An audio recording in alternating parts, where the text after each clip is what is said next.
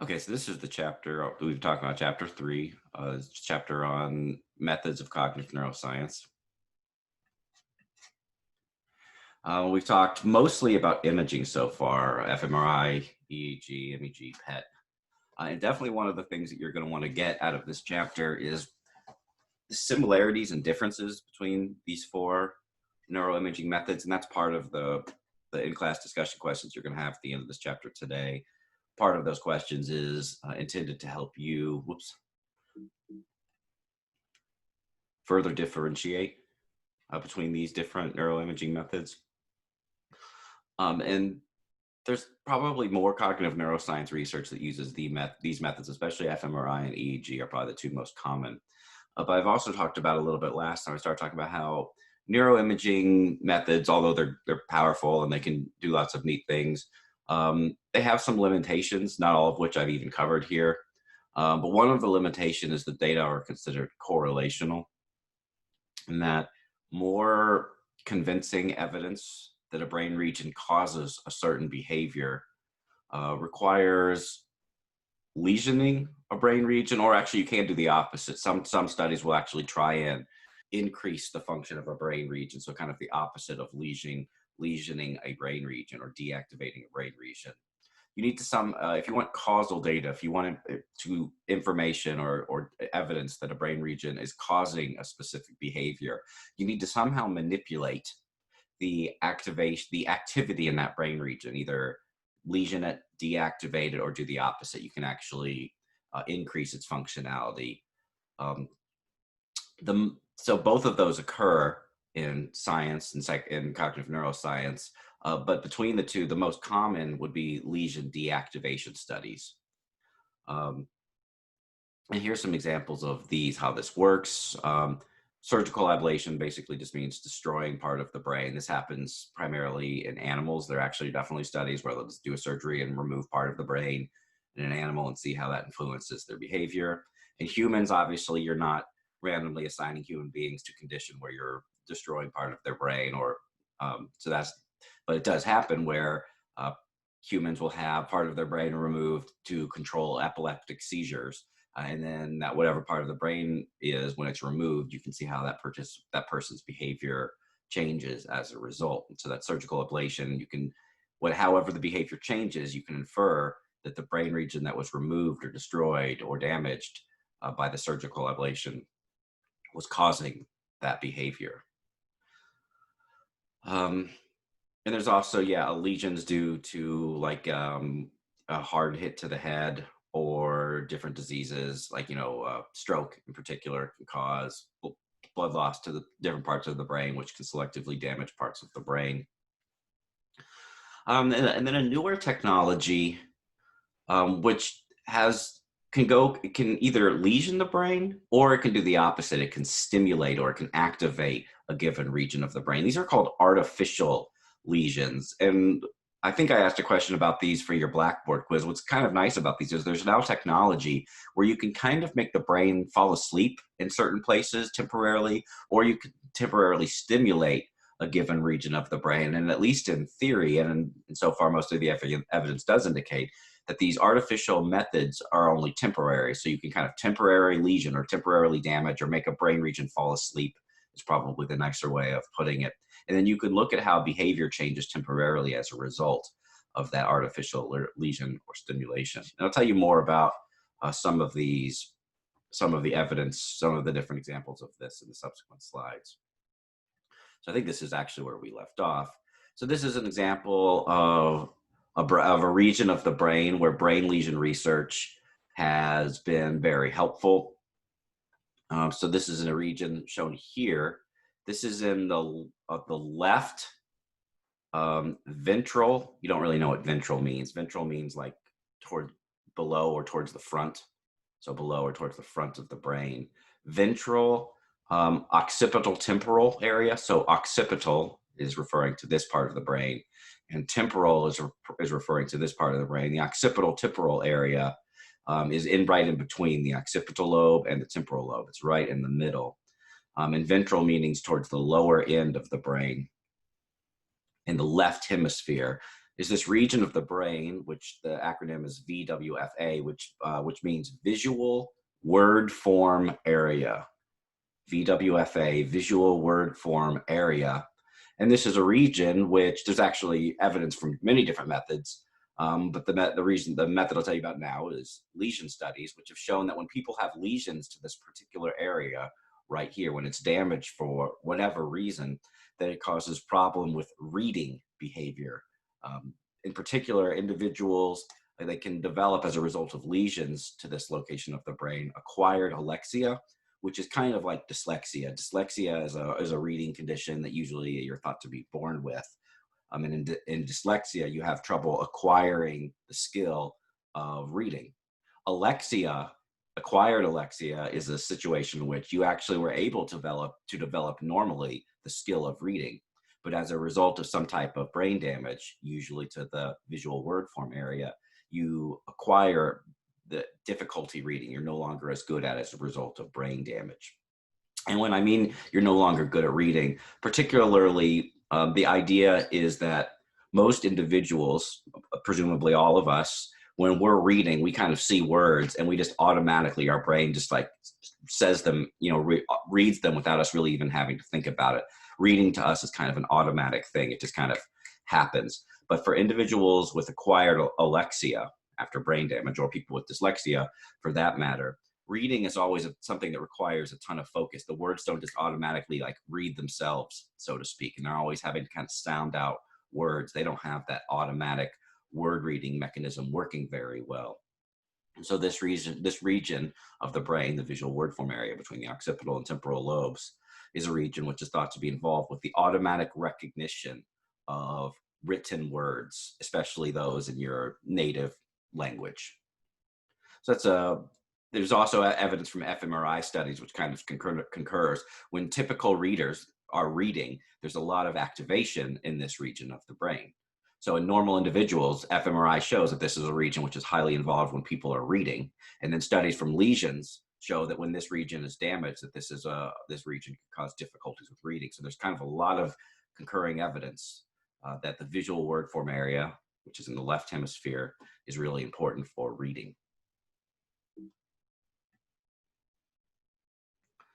So some more evidence regarding lesion studies. We'll learn more about this in chapter 4, but the corpus callosum, which is shown, you can kind of see it right here. So this is a coronal section of the brain, meaning looking at the brain this way as though it was sliced like this. Right in between the two hemispheres of the brain, McGilchrist talked about this in The Master and His Emissary. You'll read more about this in chapter 4 in the textbook.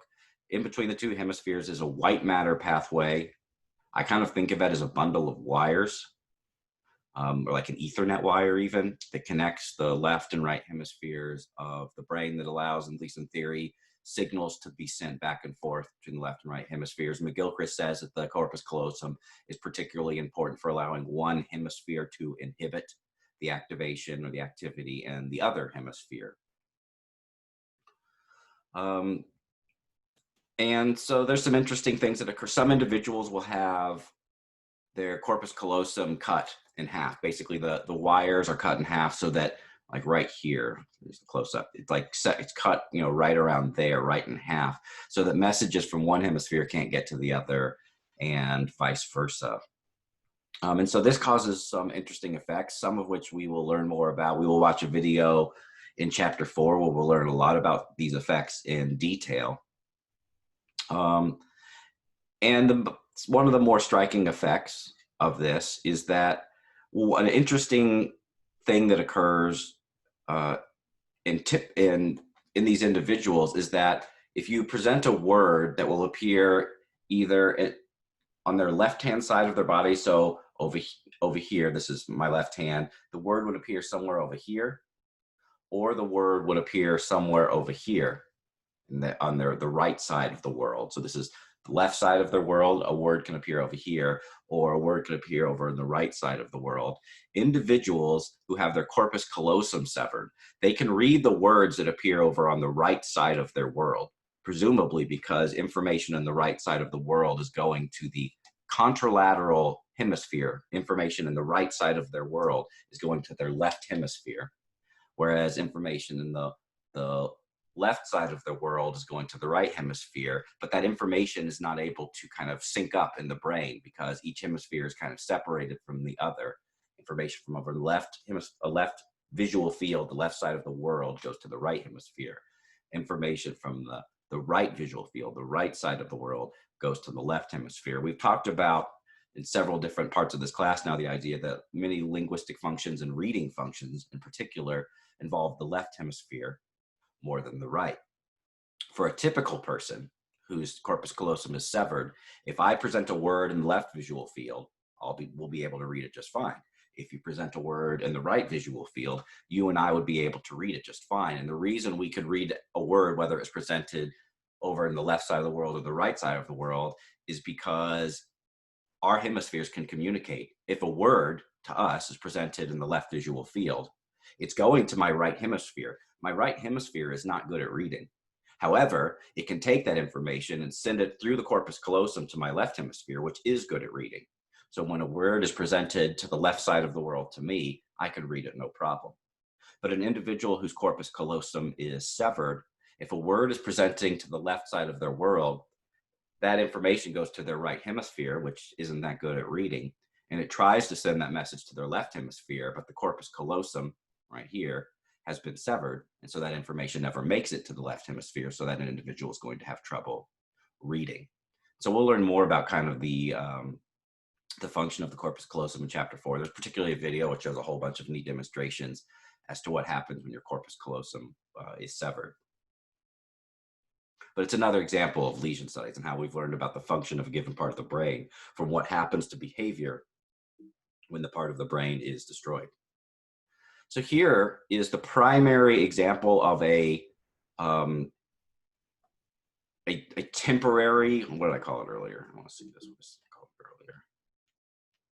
earlier. Artificial or temporary lesions or stimulations. This is what I'm about to talk about, is this one right here, artificial lesions or artificial stimulation. Transcranial magnetic stimulation, which is more usually known as TMS. TMS, it's artificial in the sense that you're kind of causing brain damage, but it's not real brain damage. It's not like the part of the brain was deprived of oxygen and then the brain cells there died. That's not what's going on. With TMS, you basically use a magnetic field which is directed at certain parts of the brain. You can kind of localize basically the way these magnetic fields are sent into the brain, and it can disrupt neural activity. And although the physics of it are beyond the scope of this class, in theory, you can either, depending on the way the TMS is set up, you can either increase neural activity, so you can stimulate the brain to make a specific region of the brain fire more action potentials, or you can decrease the activity in a given brain region, that is, kind of make it fall asleep. You can make it fire less action potentials. And so, yeah, I like this. It says targeted region. You target a given brain region, you either increase or decrease neural activity there. And then once again, you look at how behavior changes and you make and then you decide, you make a conclusion based on, okay, this region of the brain seems to be involved with this behavior. Let me take a look at this chat here, see if it's for me.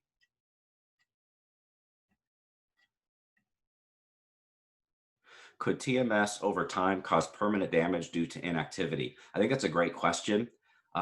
Most researchers that use TMS will probably say no. And I haven't heard of any anecdotes in where a person had long-term damage from TMS. However, I will say I would not be particularly enthusiastic about being a participant in a TMS study. To me, the idea of having even temporary brain inactivity does not sound pleasant. I don't think there's any evidence that it causes long-term damage, but I'm not necessarily running to sign up for TMS studies myself. Yeah, thanks for the question. Okay, so another example of this, similar to TMS, is direct stimulation. This is very, very similar. Oops, trigger happy today with the mouse clicks. Okay, to the Montreal procedure, which we've talked previously about, that was Penfield. Montreal procedure was when this one researcher used electrical stimulation in the brain. He took patients who were having surgery with local anesthetic. Their skulls were actually open, and so Penfield was able to directly stimulate the motor cortex and the somatosensory cortex, which are towards on those by the central sulcus on the boundary between the frontal and parietal lobe. Penfield was able to stimulate these regions, and when he stimulated the motor cortex, he could cause the limbs to move, different parts of the body to move, depending on where on the motor cortex was stimulated. Similarly, in the somatosensory cortex, when Penfield used direct electrical stimulation, he could cause the individual participants to have sensations on various parts of their body as though they were being touched. And so this is a form of direct stimulation. Direct stimulation is basically when you basically localize electrical activity, stimulate parts of the brain with electricity, and it can, usually what it does is it activates that part of the brain. So it's happens in animals, these types of studies in animals, the rules are more relaxed on animals. And so this type of thing is not uncommon in animal research.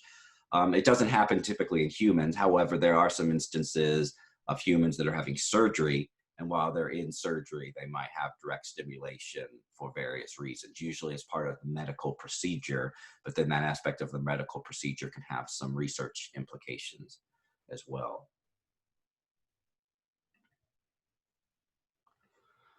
Yes, another method. This one's pretty new.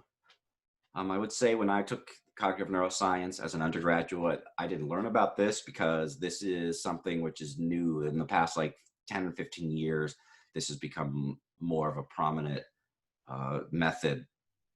So optogenetics, and the opto, that prefix right there should indicate that this has to do with light. And then genetics, of course, that this has to do with the genetic manipulation. So the way these studies work, is that animals, so it's always done in animals, are genetically manipulated so that there are parts of their brain that when they are stimulated by light, that part of the brain will fire action potentials. So the animals are genetically modified. So usually, obviously in the skull, it's completely dark. But these animals are modified so that if a light is shined directly onto those nerve cells, it will cause the firing of action potentials.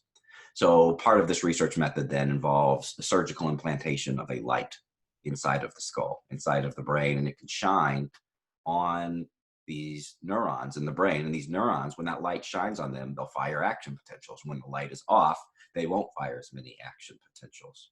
And so what's kind of nice is it's kind of like a light switch almost in the brain, where the researcher can press a button which turns the light on inside an animal's skull. Because these animals have been genetically modified, genetically manipulated, when that light is on, it will cause the brain region that the researcher is interested in studying, it causes that brain region to fire action potentials. You turn the light switch off, you turn the light off, then that region of the brain fires less action potentials.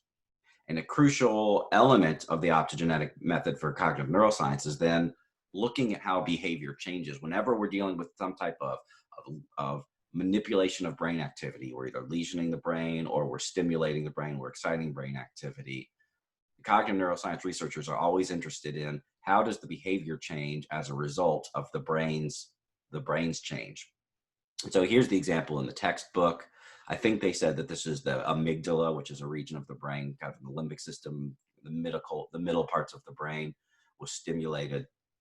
And so rats, it looks like rats were the participants here. I know from my experience doing rat research as an undergraduate, when rats are taken into an environment, usually especially a novel environment, and especially during the daytime when it's light around them, they like nighttime a lot. But when it's daytime, usually what a rat will do is they'll find a wall in their area, and they'll just kind of hang in the wall, and they'll try and get as far away from the light source as possible. They don't really like light at all. And they'll try and be as far away from the light source as possible. And they'll kind of just, as is shown here, typically a rat will just hang around on I call this like the border. They just hang around the wall. They don't really, they tend not to travel during the daytime, at least, through the middle or the open areas of a room. completely different story at night. At nighttime, rats are highly active and they'll walk all over the place, and they'll probably because they feel safer at night because it's harder for them to be seen, presumably. And so this is a typical rat behavior right there. They just kind of hang out in the wall. They're kind of like a wallflower. That's typically the way rats are, at least during the day when it's light outside. But this is a rat right here where it says on, where they used optogenetics. So they turn the light switch on, the light, which is implanted in the rat's brain, the light turns on. That causes the neurons that are next to it to fire action potentials. And then we're going to see how that causes the rat's behavior to change. The behavior that they were looking at here was moving behavior. Where does the rat go in the environment? And the difference between these two conditions is pretty obvious. When the amygdala, I believe it was firing a lot of action potentials because the light switch was on, the rat was more likely to navigate, to move through the center of the environment. This is the area where usually rats would feel vulnerable. They don't like to be there, probably because they're afraid that a predator will see them. And so they're not likely to walk through the middle of the environment, usually. But when, in this particular study, when the light was turned on, this region of the brain was firing action potentials, you can see the difference. The rats were more likely to walk through the center area of the environment. So this is an optogenetic method, just a single example there. Here is another relatively newer analysis in cognitive neuroscience. It usually uses fMRI. That's where I've seen the most of these. And basically all it's doing is looking for functional connectivity. And the idea here that it's kind of emerging is that the brain does function like a network, where usually it's not just a single region of the brain underlying a given behavior. Usually multiple regions of the brain are working together as a unit to support a given behavior. And one of the ways that cognitive neuroscientists look for this kind of network connectivity is they look for pairwise correlations between different aspects of a brain network. So for instance, a brain network that I've studied a lot in my research involves the frontal lobe and the temporal lobe, and frontal lobe and the temporal lobe, and mostly in the left hemisphere, actually, so over here.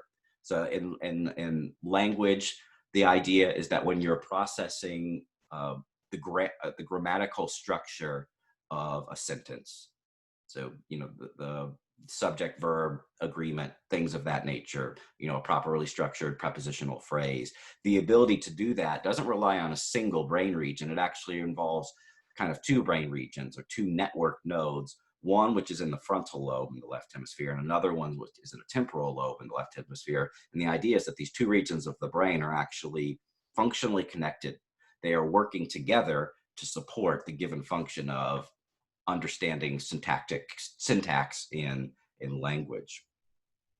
And the exact statistical analysis which is used is actually pretty straightforward, pairwise correlations. The idea here is that if two regions of the brain are functionally connected, then we should see correlations in their amount of brain activity. That is, if the frontal lobe is functionally connected to the temporal lobe, when there's a lot of activity in the frontal lobe for a given person, there should also be a lot of activity in the temporal lobe. And when the frontal lobe is not very active, then there should be less activity in the temporal lobe as well. When one goes up, the other goes with it. When one goes down, the other one goes down as well. This is what is meant by pairwise correlations. When one region is highly active, the other one will be active too.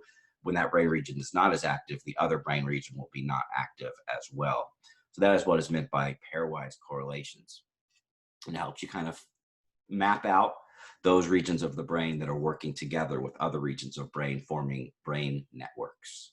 fMRI, I've seen the most use of this, though maybe a little bit with EEG as well. Okay, and yes, I guess at the end here, I'm doing mostly the new method. So this one's really new. I read lots of cognitive neuroscience papers in my field of speech and language research.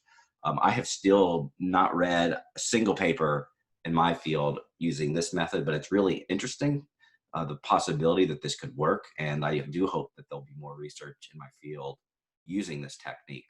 Magnetic resonance spectroscopy, it's basically a way, at least in theory, of measuring the concentration or the amount of neurotransmitters of different types in various parts of the brain. Um, yeah, it's like a can be used as a functional method in the sense that you can give people different mental tasks, and you can look at how does dopamine concentration what does dopamine concentration look like when a person is listening to a word in their native language. What does dopamine concentration in the brain look like when a person is listening to a word in a foreign language? And you at least in theory, you can compare the concentration of that neurotransmitter between two different mental states or two different conditions. Um, but as I said, I have not seen much of this actually in actually published research. So it's a new method. Probably part of the reason I haven't seen too much of it is because your textbook says that the signals are weak. Therefore, scan times are long. It's going to be an expensive method. And if it's weak, that means you have to have lots of participants. And if you have to have lots of participants, that makes it expensive as well. Because it takes more time. You might have to pay the participants. So it's a costly method. It's not a particularly robust method. It's new. Probably will take time before the technology really allows there to be a lot of research using this method, but it's still really tantalizing because as of now, the primary way of studying neurotransmitters is in animals. There's very little research which is studying neurotransmitters in human brains. With animals, it happens all the time. You stick a probe directly into their brain and just measure the chemicals in their brain. Obviously, you can't do that with humans because you can't just drill holes in human heads. So this would be great if you could have if this research kind of picks up here in the next few years. Okay, so I think this is kind of getting to the last topic of this chapter, which is basic cognitive tasks. So if you've taken a cognitive class before, this will actually be this will be review probably if you've taken a cognitive class before. But the reason this is relevant to a cognitive neuroscience course is because cognitive psychology is half of this course. The other half is neuroscience, of course. And a lot of times the way cognitive neuroscience research works is you take a cognitive task and you pair it with some type of neuroscience method, and therefore you have cognitive neuroscience. And this is one example of a cognitive task, and it's a famous and powerful effect that works basically every single time, the Stroop task. In the Stroop task, there can usually be like 3 different conditions. I would call this condition the congruent condition. And the reason this is congruent condition is because the color of the letters, the color of the ink matches what the word said. This is red letters spelling out the word red, green letters spelling out the word green, so on and so forth. This is the congruent condition. The task for all of these conditions, by the way, is your job as the participant, and this is important, I usually ask this on tests, is what is the color of the ink? What is the color of the letters that spell out the word? So red, green, red, blue, blue, green, blue, red. Please note that the task is not to read the word. A common mistake is for people to say, oh yeah, the task in the Stroop task is to read the word. That's not the task. The task is to indicate the color of the ink, the color of the letters that spell out or compose the word. Here's the congruent condition, because the ink color is the same, is what the word spells out. Here is usually, this is what's known as like the control condition. And same task though, the answer here would be green, blue, red, green, green, blue, red, blue. That one's easy too. These are the 2 easy conditions. You could consider these kind of both. This is the congruent. This is usually the control condition, though you could kind of consider both of these kind of control conditions. Although technically this one's usually the one which is called the control condition. This is probably the most interesting, and it's also the most complicated condition. I would call this the incongruent condition because the color of the ink does not match what the word says. So here we have red ink spelling out the word green, green ink spelling out the word blue, blue ink spelling out the word red. Once again, your task as the participant is to indicate the color of the ink. So it's a little bit tricky. I'll try this here for us. Red, green, blue, green, red, blue, red, green. You might have noticed I was a tiny bit slower than I was for the others. That was because I was having to use, I was having to inhibit my urge to read the word. The task is to, once again, say the ink color. But when I see this, because the ink color is different than what the word says, my brain is constantly trying to read the word, because we've been trained through years and years of reading in school that when we see something, a word, to read it, but we're having to inhibit that tendency to want to read the word, and instead we just say the color of the ink. And this is a common cognitive task, and the most usual dependent variable is reaction time. Very strong effect where people are slower. About, I would say, I've done this actual research, I do it in my 625 class, people are on average about 50 to 75 milliseconds slower to say the ink color of each of these than they are for either of these two conditions. They're usually about the same quickness to say the color of the ink over here. They're about 50 to 75 milliseconds on average slower in this condition. And 50 to 75 milliseconds doesn't sound like a lot. It's only 1/20th of a second, but it's really consistent. Like almost every single participant shows the effect, very consistent effect. That is the Stroop effect. So an example of a very typical cognitive psychology study. And I think I have an example of where it's combined. Yeah, here we go. So here's a study published, it's an older one, published in Neuropsychologia, which is basically combining the Stroop task with the lesion method, which is the lesion method is part of neuroscience. The Stroop task is part of cognitive psychology. So this is a classic cognitive neuroscience approach in the study. I will point out, though, the study is 46 years old, so it's old. And it was actually right when the Stroop task, the Stroop task at this time was kind of new. And so they didn't have like the naming, that not everyone called the different conditions the same thing. And that's definitely the case here. So I should actually go ahead and tell you what the different conditions of the Stroop task in this study were. What they are calling part D was kind of like the control condition. They call it dots. Let's go back to so that's kind of like this. Instead of using X's, they use dots. So the part D is like the control condition. It's kind of like the color without word, the X's right here. That's what part D is. It's like the control condition, part D. Part W, they called non-color words. This would be like if the ink was red, but the word spelled door, or the ink was blue, but the word spelled cup. In part W, it's also like a control condition. In both of these, they're kind of like control conditions because there's no interference from what the word says. You only get interference from what the word says if what the word says is a different color than the color of the ink.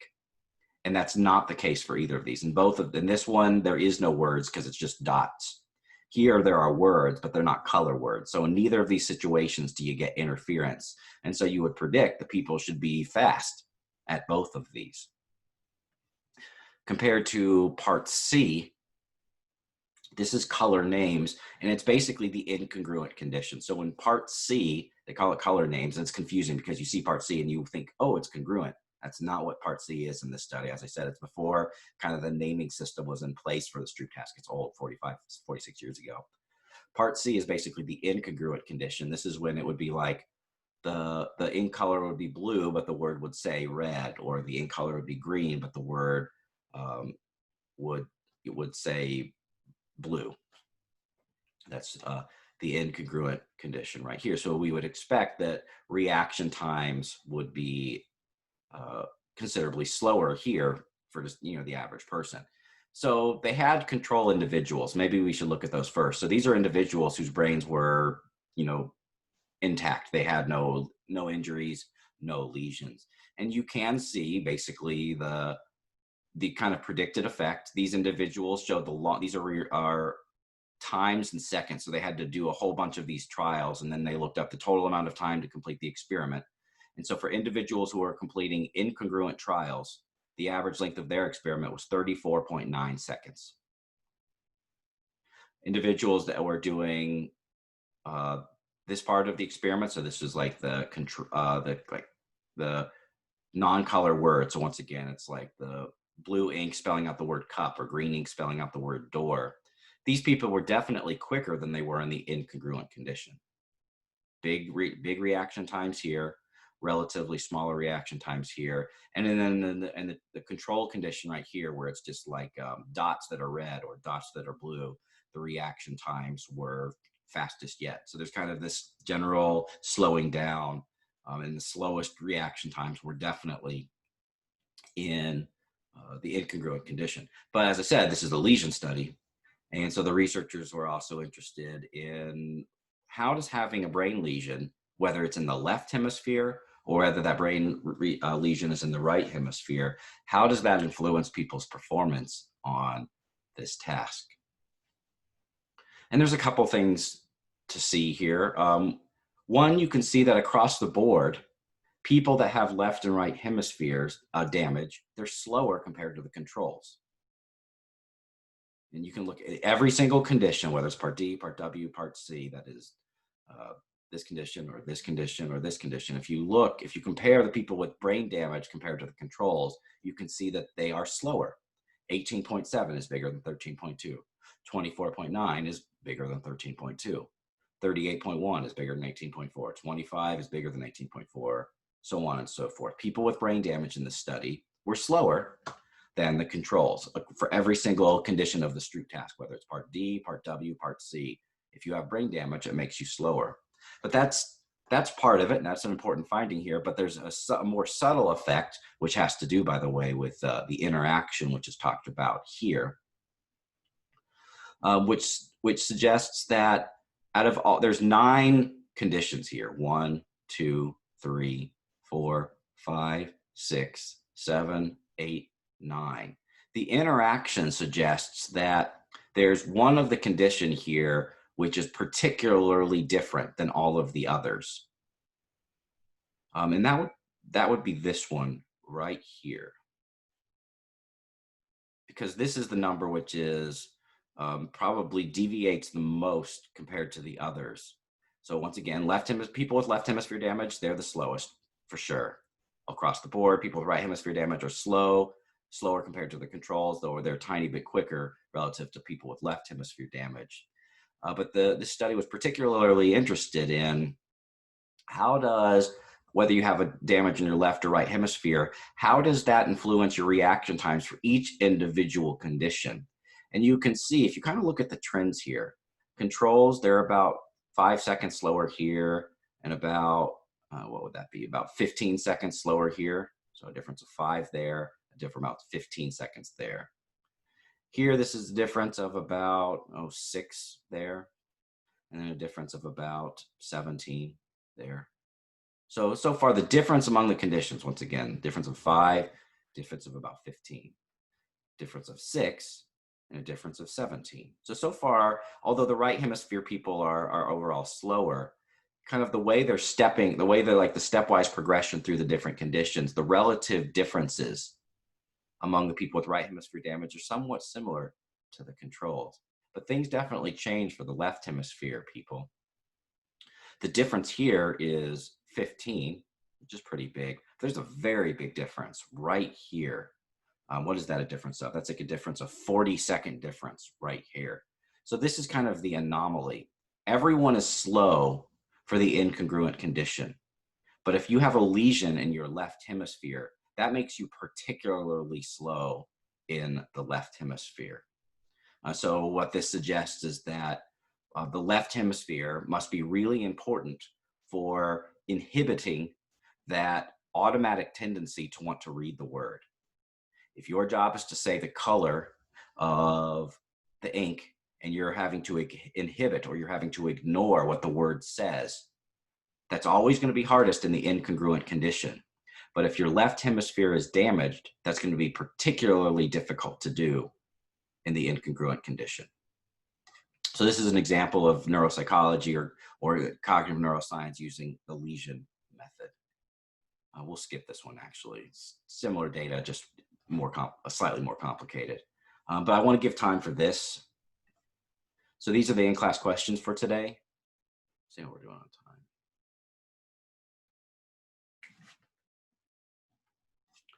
Yeah, good, we have time.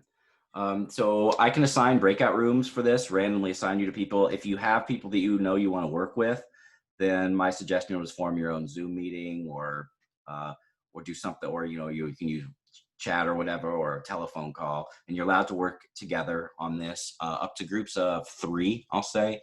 That's 3 is the maximum size of a group. Answer all these questions. You have a single person turn in your answers for all of these. Put all of your names on a Microsoft Word document. I've already put this on Blackboard where you can turn it in, whereas in-class discussion activities, in-class discussion questions for today for chapter 3. Type them into a Microsoft Word document, all of your answers, put all of your names in that Microsoft Word document, turn it in here, and you'll all get the same grade. And here are the questions. These are meant, the purpose of this is just, there's a lot of kind of difficult concepts in this chapter. And so I'm trying to highlight some that I think are the most important concepts to make sure that you understand them. I'll probably be asking you similar questions on test 1. So go to that. I will stop recording now.